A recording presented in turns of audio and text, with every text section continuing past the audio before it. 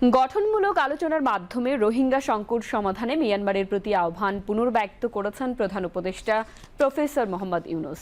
আজ কাতারে রোহিঙ্গা বিষয়ক এক উচ্চ পর্যায়ের গোলটেবিল আলোচনায় প্রধান উপদেষ্টা এই আহ্বান জানান। তিনি বলেন, বাংলাদেশ টেকসই প্রত্যাবাসনকে বর্তমান রোহিঙ্গা সংকটের একমাত্র সমাধান হিসেবে বিবেচনা করে।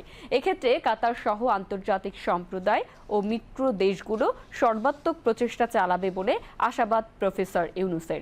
আলোচনায় কাতারের আমিরের বোন আর্থনা সম্মেলনের আয়োজক এবং কাতার ফাউন্ডেশনের প্রধান নির্বাহী কর্মকর্তা শেখ হিন্দ বিনতে হামাদ আল থানি উপস্থিত ছিলেন। প্রধান উপদেষ্টা বলেন, বাংলাদেশের ১৩ লাখ জোরপূর্বক বাস্তুচ্যুত রোহিঙ্গাদের আশ্রয় দিয়েছে, যেখানে প্রতি বছর আরও ৩২,০০০ নতুন রোহিঙ্গা শিশু জন্ম নিচ্ছে। তিনি বলেন, অসংখ্য সীমাবদ্ধতা সত্ত্বেও বাংলাদেশ শুধু মানবিক বিবেচনায় এত বিপুল সংখ্যক রোহিঙ্গাদের আশ্রয় দিয়েছে।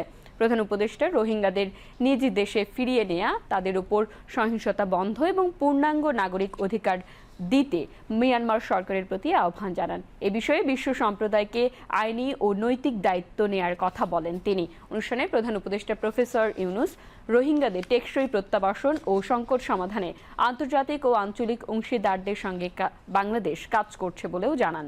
প্রধান উপদেষ্টা বলেন, আগামী সেপ্টেম্বরে জাতিসংঘের তত্ত্বাবধানে নিউ ইয়র্কে রোহিঙ্গা ও অন্যান্য সংখ্যালঘুদের পরিস্থিতি নিয়ে উচ্চ পর্যায়ের সম্মেলন আয়োজন হবে। সেখানে কাতারের পক্ষ থেকে উচ্চ পর্যায়ের রাজনৈতিক নেতৃত্বের অংশগ্রহণ এবং কার্যকর সহযোগিতা কামনা করেন প্রধান উপদেষ্টা।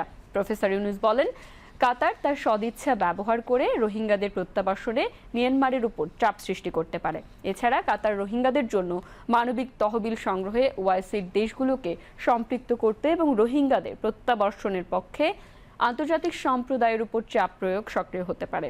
প্রধান উপদেষ্টা রোহিঙ্গা সংকটকে মানবিক সংকটের অগ্রাধিকারে রেখে মানবতা, স্থিতিশীলতা ও ন্যায় বিচারের জন্য বিশ্ব সম্প্রদায়কে একসঙ্গে কাজ করার আহ্বান জানান।